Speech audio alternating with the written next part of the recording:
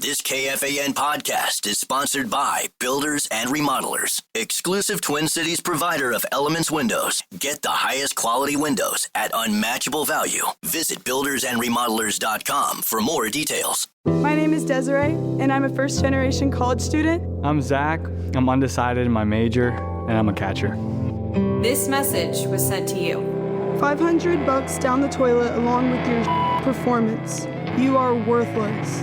Get the hell off the field before you lose me any more money, you sorry This is wrong. I'm more than a bet. Stop harassing college athletes over a bet. Learn more at morethanabet.org. FAN.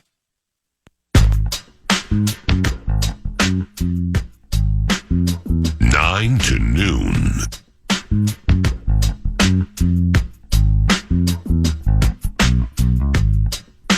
What in the ham fat is going on with you guys? The Vikings. You lucky suckers. You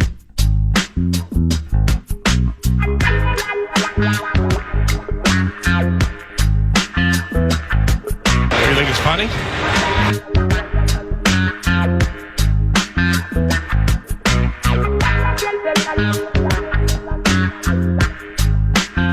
Hell no, we're going to go to playoffs next year. I'll tell you that right Ooh. Time for two more. Double doink. Yeah!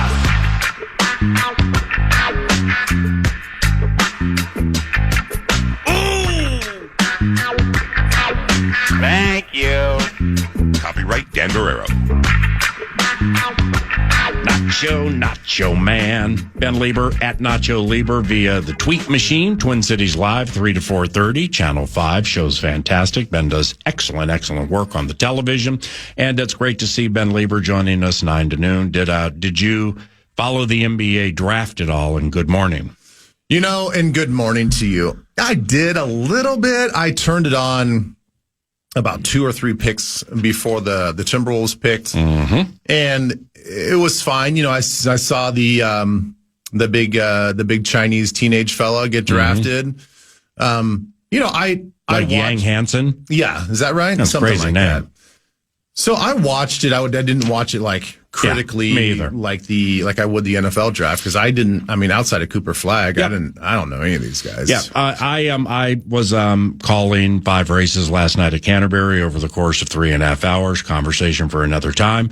That's why we have the con. That's why we have Nordo, the emerging elite basketball mind, who was texting me all during the draft, which I'm glad he was. You know, with a lot of questions and comments and stuff like that. But you assuming you watched a fair amount of that first round. I did, yeah. What'd you think? Because it's 9 to noon is not one that looks at one tweet or looks at one email and it's gospel and we're going to spend an hour talking about it. Right. But there was a fair amount, you know, let's say a handful of people I follow on Twitter who I respect, who were like the talking heads or the broadcast, or like it wasn't that great. Like it was loud, or like, what was that? I don't know what they were talking about. Yeah, well, I thought the draft, first of all, was way too long. Where, you know how the clock works in any draft, et cetera, but the pick is in, if it's a 5-minute window, they were making picks every 8-9 minutes, it felt like. I mean, we were 2 hours into it, I think, before the Wolves got there. Mm-hmm. Those would also say, hey, I think the NFL draft's too long. So whatever. I think the analysis is playing, I think, in some ways very surface level. Okay. Like, I love the entertainment of a Kendrick Perkins, but I didn't think he dug very deep. Right. I didn't think, and I thought actually Shams, and Shams does terrific work. You could tell that he didn't necessarily feel as polished per se in the on the fly. I'm tweeting picks. I'm learning about deals, and I'm going to do TV hits live at the same time. Okay. Like I think he's gonna get better with more reps and you know, as he fills that Woj role. Could be a great opportunity for P. Fox, our mutual friend P. Fox, comfortable in front of microphones. Oh yeah, he's great. I mean, we planned to have Parker for 25, 26 minutes to chat like the Steve's Appliances marathon set. We kept him an hour. I mean, his knowledge and nuance related takes on not only players against whom he played, but that he's watched, it was next level. Yeah. You know, and so maybe they were missing somebody like that. You didn't get. I think the NFL does better, and maybe that's just built up through how they attack it from a production standpoint. So much more in depth. You're learning more about the specific players. Mm-hmm. I honestly thought the broadcast was brutally boring, right. And I couldn't wait. That's what I was seeing, boring, and they were getting after Stephen A. Smith because I guess he's like, look, I don't watch these guys that much, but this team with that. Yeah. And people are like, how about somebody more informed? Well, I'm like, Stephen A. Smith, okay? I mean, he knows what's going on. And you see him on TV and people don't change the channel. It's just age old and proven. Yeah, but you're also letting the audience know that, hey, I didn't watch this guy. I don't know who this guy is, this player from France or China or whatever it is, or from the University of Florida.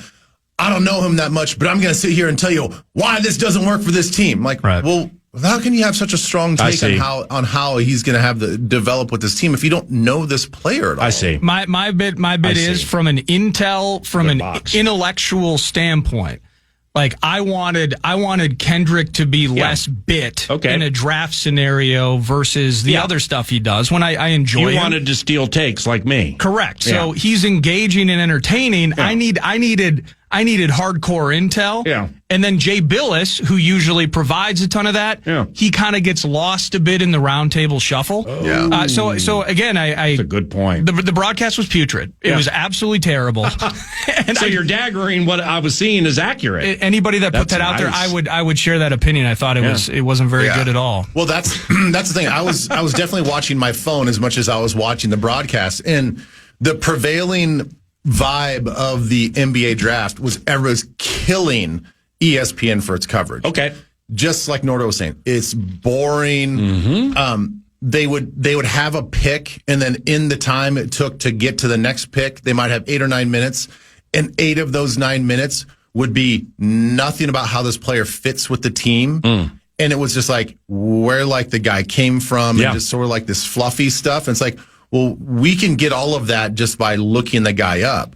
But like, we want to know as fans, why was this a good pick? Yeah. Why was it not a good pick? How is this player going to mesh with this superstar on this team? So maybe they rolled the dice and were trying to appeal to a wider audience in that hardcore NBA people. Well, you're not a hardcore NBA guy, but you're between casual and hardcore, I would think. Maybe they wanted to draw in a Twin Cities Live type crowd. They happen to be watching it, and but nobody stumbles across the NBA draft if you're a casual Twin Cities Live fan. Yeah, like, you're murdering me right now. I want to watch that. He's killing me. That's TCL mock. Yeah. Remind me next time I come off an extended layoff to think out the Leber segment. He's put me in 2 boxes that now should be known as coffins. There was one moment that was kind of funny, just innocently during the broadcast, and I'm not. I just thought it was funny because we're in meme culture now. I think it's Malik Andrews who said that instead I don't know who Malik Andrews is. I forget what the first name is, but it was Coward. It was the Washington State cat. Got it. She said that instead of Cedric Coward, that Colin Cowherd had been drafted. Yeah, it was a bit. No, he's on a competing network. Yeah, it wouldn't be a bit. It was definitely not a bit. It was just. What are we doing here? Well, I mean, we're calling it USA Bank Stadium on KFAN, and now we're calling a rookie basketball player Colin Coward. Well, and we have open room on Covenant Cleanup, and they would make a mint 9 to noon with us shooting from the lip. Well, there's no doubt. Simple mistakes. Yeah, but we acknowledge it. But she's just getting buried for it in meme-like fashion, and I actually thought that was kind of amusing. She made a mistake, didn't she, right? She was a human, yes. Yeah. And did she correct it? No, there was no correction. They moved on. Oh, okay. And blamed it on Sauce and Nordo. That was I actually needed more of that in last night's completely hideous broadcast. Well, the interesting thing about all this is, like, you don't have to look very far to see how other coverage is done. The ESPN has Matt Miller, who is on this show. Jordan Reed. They have these actual draft experts. I'm not saying, and I understand that maybe the NFL is just it's more popular than maybe the NBA draft, but they got the stable of nerds. you have to lean into the guys that is their expertise. Yeah. They have been using this last year to research these foreign players, these European players, these worldwide players that maybe you don't know, plus the domestic players. So instead of having, I know Stephen A's got to be a part of it because they're paying him like $30 million a year, but Kendrick doesn't need to be a part of it. Yeah. You know, Billis actually calls college basketball. He's like the Joel Klatt, even though he's on NFL Network. Well, and they got him doing NBA games now, too, because there's like 5 people left. So he's doing everything. So he's perfect because he can cross over and then have the panel full of experts in this field. That way, Stephen A doesn't look like it. You actually protect Stephen A from making himself look like an idiot. Right. And then you don't have Jay Billis just lost in the weeds. And then Kendrick, he doesn't morph who he is, and he just wants to be just a guy that is for clips and whatever, and he wants to just be the antagonist to Stephen A. And so it's like you have the formula right there at ESPN. Just use those experts for that sport on your shows. Mm-hmm. The NFL is completely on the chill right now. So now this is kind of an annual or yearly around this time. I'll kind of ask you the same question, just about how chill NFL players are right now. It's the final month before the 6-month grind commences. So taking Nacho Leber back, decade and small change, like approaching 4th of July, knowing late July what's coming. Now, there were more preseason games. There were 2-a-days. It's different, but it's the same. Mm-hmm. But they just got to be immensely, supremely chill right now, right? Yeah, this is probably the most. Well, it's not the most chill. The most chill you're going to be is right after the season. Mm-hmm. You know, you feel like good, bad, or indifferent. You know, only one team gets to truly celebrate. That's the time of the year where you do feel like mission accomplished. I gave it everything I have. Let me get my body right. Let me just get on the max chill and just relax. That is the best part of the whole season when it comes to relaxing. You know, this part when you're done with OTAs / minicamp, it is a nice little break. But, you know, in the back of your mind, and this is not just for players, this is for everybody in the organization, you know, you do see that clock ticking down. You know, you understand that July 5th. Yeah, every day is numbered. And so you are trying to get some travel done. You know, I know there's like golf pro-ams these guys are going to. There's wedding season that you're going to go to. You're going to get a couple vacations, maybe one big vacation in. But you're right. It is you want to stop the clock all the way up until the 4th of July. You want to enjoy the heck out of that. You want that day to be, 3 days long. But you know it's not. And then, once really technically like July, I would say because, this year, July 4th is on a Friday. By the time Monday rolls around, it is back at it. Yeah. Start shifting your mindset into reevaluating your goals. How am I going to get to my goals? How am I going to accomplish those things? What do I need to do on the daily? How prepared do I want to be for training camp? And it's all those things. You're getting back on the field. You're doing football related drills and getting in with your trainer and getting stronger. So, yeah, it is. You want to peak at the right time, but you also don't want to wear yourself out because you do know it's a long season and all that stuff. But yes, come that first Monday in July, it is it's stress time, and I can see it in your face still. Yeah, just thinking about it. Well, and the funny thing is, no matter what season I was in, my first season or my 10th season, that week before you check into camp, my wife was always, she's like, "You're gone. You're mentally gone. Right? You're not. You kind of just moping around the house. You just like kicking rocks. You're not doing anything with real purpose. Mm-hmm. You're completely distracted. But you're getting into something you've wanted to be in most of your life. You're really good at it, and you happen to enjoy it. What a weird conundrum that is. It is a weird thing. But the thing is, like, but on top of all that is. There is sort of that, there always is that underlying of, for a lot of guys, like especially early in my career, I'm like, am I going to make the team? Yeah. I want this to be my livelihood for a while, but am I good enough to make the team? Right. Am I going to stay healthy? What am I going to go through a training camp? All of a sudden I get one bad hit and I'm out. So there is a little bit of that stress and a lot of that stress and anxiety that kind of no matter where you are, you're never supremely confident that it's going to be a successful season. And you're that's gonna have good. a good season. Yeah, I mean, Patrick Mahomes is like that too, just a different way. You know what I'm saying? Even the greatest are like that. Well, and I think that really is a good thing. And I don't think that we can't technically live that on a day-to-day basis in our normal lives because you just get burnt out. Right. You just would get so much adrenal fatigue riding this stressful roller coaster. But for the short time that it is, for my career, 10 years, I'm so thankful that I was able to go through that and train my mind to kind of like rise up to that high expectation, that high anxiety, and not sort of wilt and buckle in the face of that sort of fear. And so it's a good exercise. Well said. But again, I think everybody needs to have a job where you love it, but it challenges you in that way. Amen. But certainly not on a day-to-day basis. At Nacho Leber, once again via X, picked this up via the tweet machine. Here's the question. What leads NFL on ESPN to ponder J.J. McCarthy possibly not starting game one at Soldier Field? I know. What are we doing here? I don't understand. I forget the guy's name that said that. Graziano or something? Graziano or something. Yeah, you didn't take him deep. You just well, I would just like to share my perspective. Yeah. I wasn't like, let me set the record straight because I don't know either, but you do. I think that the thing with the national pundits are that it does drive me a little bit crazy that they don't do a little bit more thinking and a deeper dive on the topics that they're going to talk about. And really for this one, it doesn't take a lot of research. It really doesn't. If this was the same time last year, by all means, you have every right to have that opinion. And that was kind of the prevailing opinion. Yeah. But if you do one Google search on J.J. McCarthy and the Vikings this year, and if you pay any attention to what we did in the offseason by letting Sam Darnold test the free agent market, by not bringing in Aaron Rodgers, by not bringing in a veteran, I don't care if you think that he is ready. I don't care if you think that he has the playbook memorized and it is rote. Like he could just go out there and execute every play. You put him out there. He is the starter. It's not a can-be situation.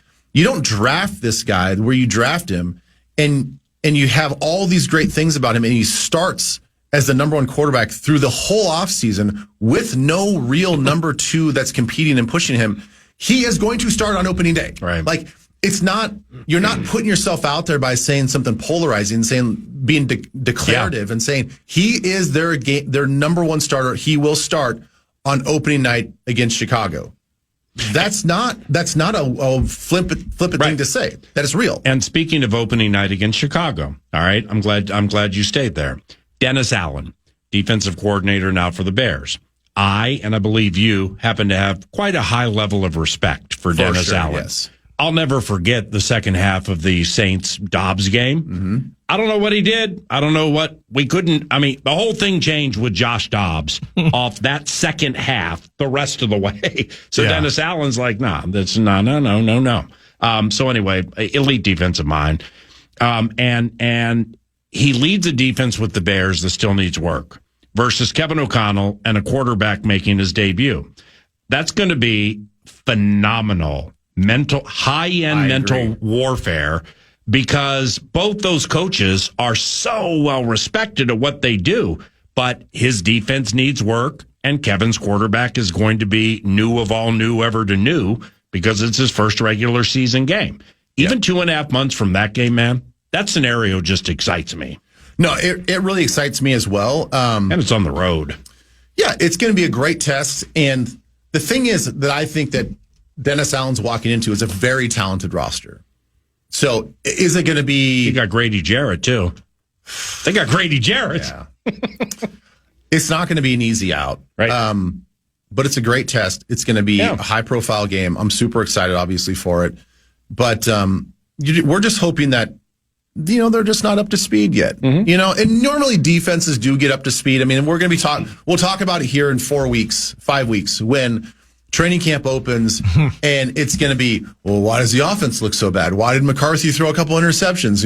Why is JJ not like this? Why are we sputtering? Well, because by the essence of the way defense is playing, they always have the upper hand early in camp.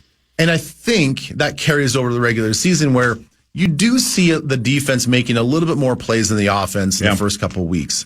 And that'll be the same for our defense as well. So it would not surprise me if this game on that first opening game against Chicago is sort of a lower scoring game. You know, the depth. Speaking of the division, the depth of the pilfering of the Lions coaching staff is something. You know, you, myself, Bursich, whomever, we will look into it the closer we get to it.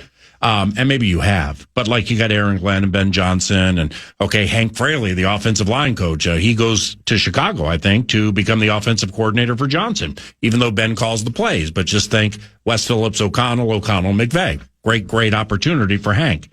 The depth of the pilfering of that coaching staff. So I was looking for NBA Network last night to see what they were saying about the draft, and I stopped on that Insider show on NFL Network, and they do really good work. Stacey Dales was chatting about the Jets, and I'm like, okay.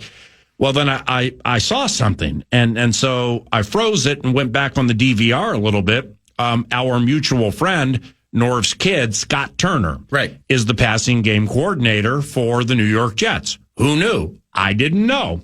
So then I'm like, okay, well, you know, let's, what kind of a tie do we have here? Because there are ties to all ties, ever to tie everywhere. So I'm like, okay, Aaron Glenn, the head coach, whatever. So then I'm like, who's the OC for the Jets? Okay, I don't know I didn't know the guy's name. He's the former passing game coordinator for Ben Johnson and the Detroit Lions. They're pulling him from, so I mean, when it comes to these Lions, just, okay, guys, we're gonna push a button, bite kneecaps, and win 15. That ain't it. I mean, they're gonna have more things through which they need to work with the sneaky 3rd and 6 checks and things on defense that you would know more than us that are disguised and you sell it hard in the first quarter and you unfurl it in the 3rd and 4th and you win a game. The depth of the pilfering of that coaching staff it might be unprecedented, you know? No, I know. I think guy's name's like Todd Hirschwager or something like that, the offensive coordinator for the Jets, who was the passing game coordinator for the Lions. Wow. Yeah. And now it's like, and now for the Lions, I think it's Johnny Morton, right? I think is the offensive coordinator. So it's going to be. I forget who was just talking about this. What was more impressive with Philadelphia winning the Super Bowl this last year was how much they've had to do the exact same thing that Dan Campbell is faced with. Losing coordinator after assistant coach every year. Right. Because Sirianni's, if anything, you may not like the guy, but he's done a great job of finding talent when it comes to coaches. Great point. And so to go out there and rebuild every year, you know, a championship caliber team when you have new voices, new theories, new philosophies, new X's and O's, and then get all the guys to buy in, even though it's under the umbrella of the same head coach, it's really challenging. That's a spectacular point, the Philadelphia side of it, because the first year he lost his defensive mastermind, Jonathan Gannon, and ancillary pieces with Gannon and the offense. Well, that's the year they fell apart late, lost as a massive favorite at home to Jonathan Gannon and the Arizona Cardinals, I think in the penultimate game of the season, and then lost to Tampa Bay in the first round of the playoffs. Okay, then the next year they win the Super Bowl. So it took a year, a full off-season training camp, preseason, regular season, playoff L to recalibrate how we're going to do this with all these new voices. That's a wonderful point. I got a little nugget for you. I looked up as we were talking. Ben Johnson's first year as offensive coordinator in Detroit. His first 5 games, okay? Offensively, how did they look? Great question, you ask. The best. They ran for 181 yards in the first game. Oh, geez. They ran for 191 in the second game. They ran for 139 in the third game, 145 and 101. Then they had a bye week and then came back with 117. And without Jahmyr Gibbs, by the way. Without Jahmyr Gibbs. Oh, and David Montgomery. I mean, well, they might have had him. That might have been a DeAndre Swift thing. Yeah, if you're looking at what we're going to face defensively. Wow, great point. Buckle up for a ground game. You're playing. I mean, they are not. He's most likely not going to hit the ground throwing the ball. Yeah. in the first 4 or 5 games, he's going to lean on that offensive line, lean on those stable running backs, and he's going to try to pound you into submission. Yeah. Well, it's simplification, doing what the coach wants, giving us the best chance to win. It can be any of those. But think of 2018 here. DeFilippo's out. Stefanski elevated. All right. First game against the Dolphins at US Bank Stadium. They run for 200 and change, I think, and Dalvin goes for like 160. And that was kind of the request of the head coach for quite some time, and it gave them a great chance to win. It complemented what they knew they could do well, and he was acquiescing to, I guess, the coach's demands, and it worked. Mm-hmm. So that the simplification sometimes could be the smartest approach. All right, I want to close with this, man. Man, there's just so much to chat about with Ben Leber at Nacho Leber. Just give me your best 5 seconds on these. Ready? Was chatting Aaron Rodgers with Florio yesterday. I'm still not convinced he even wants to be in Pittsburgh, and that he just wants to play, and that was the only option. Do you buy into that at all? I agree with that. The Jets are super high on Justin Fields after minicamp. What do you think of Fields' game? They're super high on him right now, man. I think it's fine. I do think he's one of those players that if he has to be in truly the right system to be super successful. And lastly, Taylor Swift gave the boys a free surprise show to conclude Tight End University. So Taylor Swift, Travis Kelce. Why has this concept, Tight End University, become such an incredible success? And yes, I did steal that from your Twitter. Yeah. Well, I guess they've approached it in just sort of, I think, the right way. It's been a serious way to get together and just share a brotherhood. Mm-hmm. And, tight ends are a very unique group. So they've treated themselves as a unique group. And they're kind of asked to do everything. And the coolest part about it, especially from what I understand and the tweet that you read, they're inviting every tight end on an NFL roster to come to Nashville to train at Vanderbilt University, use their football field, and use their facilities, and they do it all for free. How excited was Gavin Bartholomew to see Taylor Swift? Are you kidding me? Right. Exactly.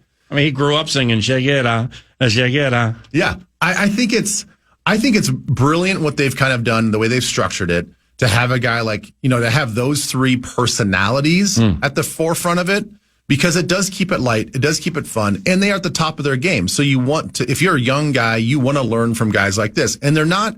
I love how they're not keeping their knowledge proprietary. They're not keeping a secret. I love that. They're looking to elevate everybody. They want tight end play. They want all these guys to get paid. They want them to be treated like, dirt dog blockers, but high end receivers. And so they get these corporate sponsors that help pay for all of these guys, the lodging, their spouses to come, the flights, and then they go out there and Vanderbilt donates their field to all this stuff. Wow. And then they have all these night events where the spouses can get together. They have these WAG events, wives and girlfriends events. So the girls can get together while the guys are training. The girls get to know one another. And then, they cap it all off with a surprise concert by Taylor Swift. Wow. All of which is free. That's great. And then they take the residual money that they have left over and donate to charity. Yeah. So I don't know. I just think that her music is not my favorite. The whole thing about her is fantastic. I mean, yeah. I may be in the minority with this, and maybe it's like you can't say things, because she's so overly exposed and tied. You have to see her in a suite every Chiefs game. Whatever. I mean, the lady does terrific work and just gives till she can't give anymore. You got to respect what she's done, whether you like her music or not. Right. I mean, I think you got to respect the way that she handles her business. She's not out there being a bad person. She's trying to be a good person. Right. And she's trying to do out there a lot. Yeah. Trying to be, a good person in a world that I think where people want to tear you down constantly. Amen. And she keeps providing amazing entertainment for all ages. And so whatever, I still, at this point in time, their relationship is what it is. I was not a fan of it at first. I did not like the coverage at first. I was the first to criticize it. I'm with you on that. But I do think that longevity does speak volumes. Yeah. And the fact that they are still together, it does seem like they're still very happy, and she's willing to be, It's authentic. It seems very authentic. Right. I'm like, okay, happy for you guys. But when it comes to Tight End University, I I'm not sure it can be replicated with other positions, but those guys have something special going on. You're fantastic. Have a great 4th of July with your beautiful family, and I'll see you soon, okay? All right, see you, man.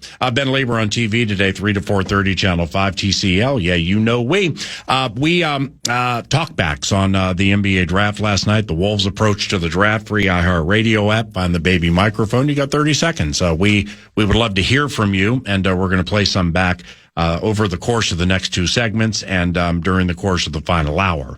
So file the reports on the talkback machine about the Wolves and the 17 spot or the NBA draft, and we will do all of that after the cash thing. Yeah, the Fan, along with BigDeck.com, want to give you a chance to put $1,000 in your hand, or I should say, win some bonus bucks with the National Cash Contest. Go to KFAN.com, enter the keyword cash, and you might win $1,000. Keyword is cash at KFAN.com. My name is Desiree, and I'm a first-generation college student. I'm Zach. I'm undecided in my major, and I'm a catcher. This message was sent to you. $500 down the toilet along with your performance. You are worthless. Get the hell off the field before you lose me any more money, you sorry This is wrong. I'm more than a bet. Stop harassing college athletes over a bet. Learn more at morethanabet.org.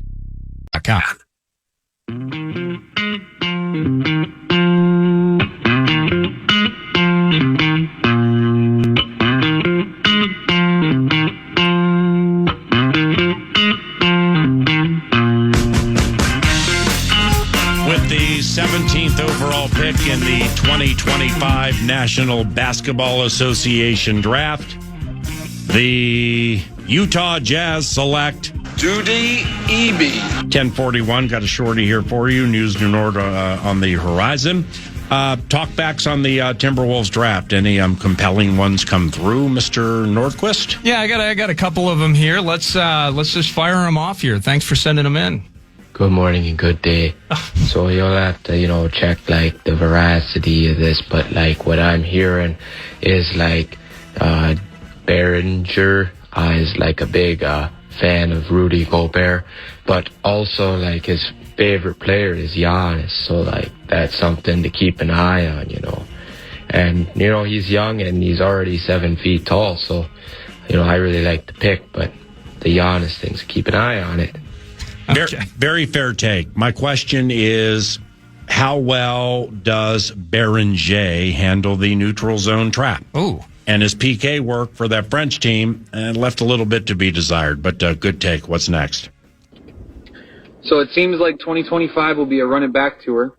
The fact that we used pick 17 rather than including it in a trade seems like that would have been a big piece in a trade. So our core will probably remain intact for 2025. Makes me a little nervous. I feel like this core has kind of reached its potential, being that we made it to Game 5 of the Western Conference Finals 2 years in a row, no change. But I trust Chris and I trust Tim, so let him cook, I guess. I think that's fair, specifically with the point guard situation, in that Mike Conley has some point guard immortality to him, but he's right at the end. Yeah. Dillingham, he's not even 21. And, so therefore we haven't really seen much of anything from him. And that's a key spot.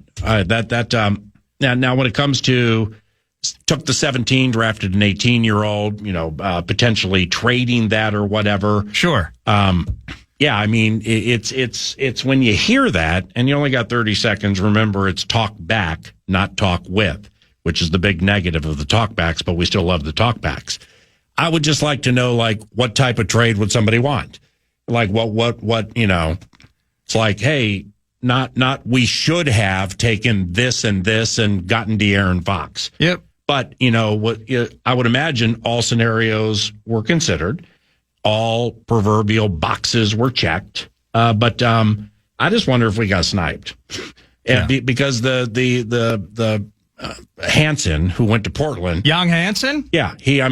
Or is it Hansen Yang? He just kind of reminds me of the French kid, with the exception of it doesn't look to be as athletic, but looks like he could shoot from deep better. Sure. And he's got some low-key joker to him. And I'm not backing off that. I mean, it's I watched 25 minutes of highlights of that guy and Behringer last night and Clayton Jr. and a few others. And I'm like, man, this guy, this Yang Hansen, it's 10 of 10. I'll roll with it if anybody wants to bet. He modeled his game after Nikola Jokic. It's abundantly apparent to me with the sneaky little things that he does. Anyway, let's pause, get caught up. Alan Horton, Vox for the radio, calling Minnesota Timberwolves games, joins in 15 minutes. News. My name is Desiree, and I'm a first-generation college student. I'm Zach. I'm undecided in my major, and I'm a catcher. This message was sent to you. $500 down the toilet along with your performance. You are worthless. Get the hell off the field before you lose me any more money, you sorry This is wrong. I'm more than a bet. Stop harassing college athletes over a bet. Learn more at morethanabet.org. Nor does not.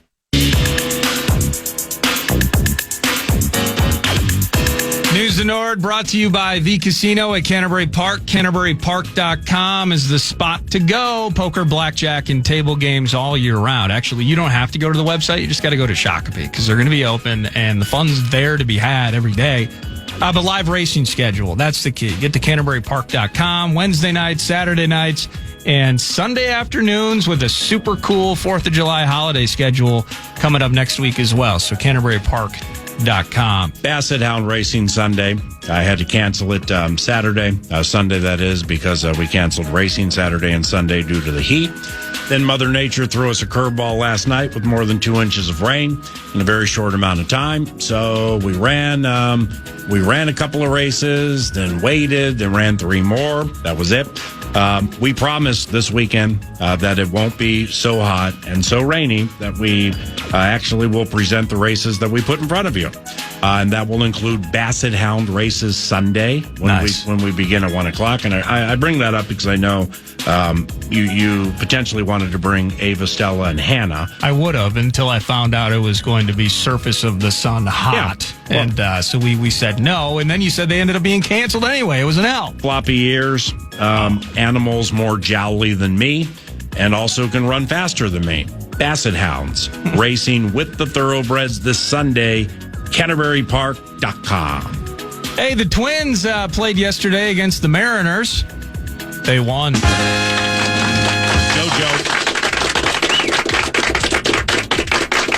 How about Joe Ryan? Your one mainstay, it feels like. Your one consistent, your one constant among the pitchers. Yep. For your favorite baseball team, went 6 strong, threw a 3-hitter with 8 Ks, and no runs allowed. And you get a couple of runs yesterday. Willie Castro. Now, Willie Castro disappointed you in the field a couple of days ago, but it was his single that knocked in the buck truck. And then it was Cody Clemens with a solo shot in the 7th to make it 2-0. And it's a nooner today. The finale of this 4-gamer was Seattle. Simeon Woods Richardson. Hold on to your butts. Simeon Woods Richardson will be on the mound for your Minnesota Twins. Against Emerson Hancock, who's maybe the 4th of 5 best starters for Looks Seattle. Like an overwhelming game today. Yep.